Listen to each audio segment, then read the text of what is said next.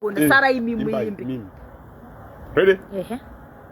Chapa chapindirwa nemauto awawa fambiwe madeko. I want to make it clear so the interview about this. Kafa nangotaura kuma fans angu inini. Andama ndikudzanya kunze kuma fans angu. Inini. Wachindifonera. Aktora nawe clash. Ndakavauza kuti this clash ka. And the clash na Mad Viper. Mad Viper akafa kudhara. But I'm doing this for the love of music. Kuti mkomana adzoko mugame. Akaitoka map keduka. This clash atuita tikuronga zvinhu zvebasa. Haisi personal clash yenge iri personal yangu nambida iyi. Handiti yenge iri personal clash. Handiti clash yemunhu asiri kuti akapera kudhara akapinda akabuda. 1. Mad Viper kwandiri nini? Mukoma akapinda kudhara music. But ndakangoita zvinhu for the sake of zvakataurira mbita. Vakandidedza kumeeting vana. Fantan has kukwanisa kuwanika Fantan has kuwanika pa stage pa show yenyu na Mad Viper. Handiti has kuwanika papi ipapo. Imuri kuti show yenyu muri wangani? Muri tu tiesa mwe DJ ari kuiswa pache pe Maritim and all right. Tikapinda tese tomira pa stage muno oroiba tutanga show.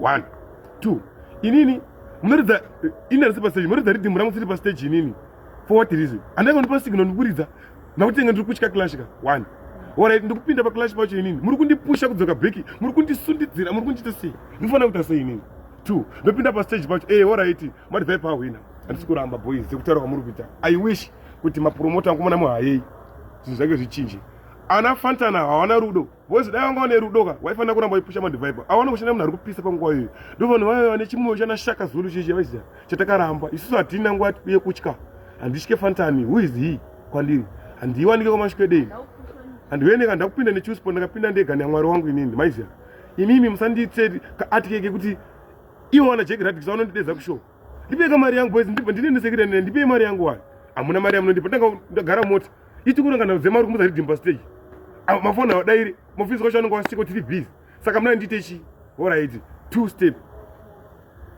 inini handisi kurwadziwa neclash kana chi ndikuti kana muchida dhanzi gari rakanaka bhisai ana Fantani wesawo moisa stage up kuti zvokuti munondingira maminutes ndakupai signal ndakuhere hamudi kundifutaka boys ndauya sei pa stage pake ndiri kupi ndinani andakana matiketi ekupinza so much mudibvunza mategi pa stage amuna kuti pa matiketi ake saka muna ndipindese handikwanise kuimba ndakatsamwa kaini moyo mangu chero dai zvakanzvikana ndini ndikijambira kana ndisingakwanise kuimba pepe ndangouya kuti mafanzi ako zoti ndiripo handina kutya ndauya kuonora signal yangu maize imimi makati tempo man haasi kuuya pashow Fantani haasi kuuya handiti saka mazivisa Fantani sei tempo man kwamubvisa alright Mad Viper ndoyokwa tempo man Mad Viper ndoyo kuChusport vadi kuza tempo mano kumautora risaiteka zvinhu zvacho hapana makutaka kundiverengera maminutes maisitera makusarenda ndimike ndachikona live kandiri mota ngati makusarenda masini makuwanika makutaka kundikaundira mamuda zvinhu zvingani plus maminutes akaundwa uchipinda vachitokuona grand zoriziya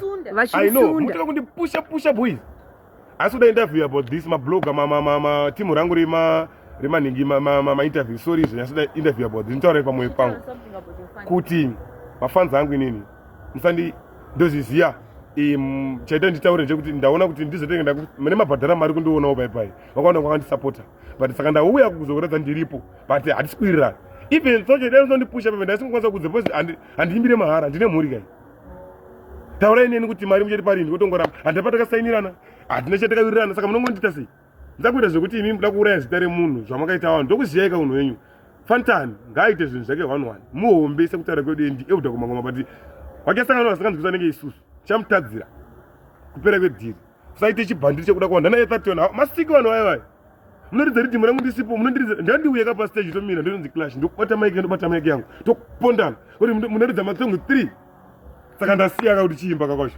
ndamusira chiimba yakayo Fantani bata Mad Viper clash aimimi but what I know is mafans akawanda iko kavinga isusu atibhadhara mari musaite chinhu ichocho sadaro urone kuziva manzoirana Fantani muna basa rese rakaChusport kenyu mukandoona ikoko mundipise nemoto handapinde neChusport handina ndobheja handingaenda kuChusport musati kana wafanira wenyu wapera moarasa mozoda kuda kukavhera kuti moona munhu awadzosa panapa totobhiga cheapest promotion ndio inototori mageto adzoke ana Fantani wewe vanongoda munhu ari kupisa vanoona nyimbo dzino ndio ari kupusha munhu mampoko evanhu ndine vamwe vachakudza list rawo mai manje handina nguva vada kujegera so munhu ari kupisa uda kupedza munhu kuti aramba dhiri katana vana basa reo katana vana vanongo kakuza mariti kakudzira DJ wako ridhimu rangu wakuridza mariti kutoita matiyana zvitoka record kuti ndakataurira nerero dai mamati i song for song dairira makati it's one rhythm watso makutanga kuita timangoma muna kuimba timangoma hopo imi anditye wo andauya ndinotya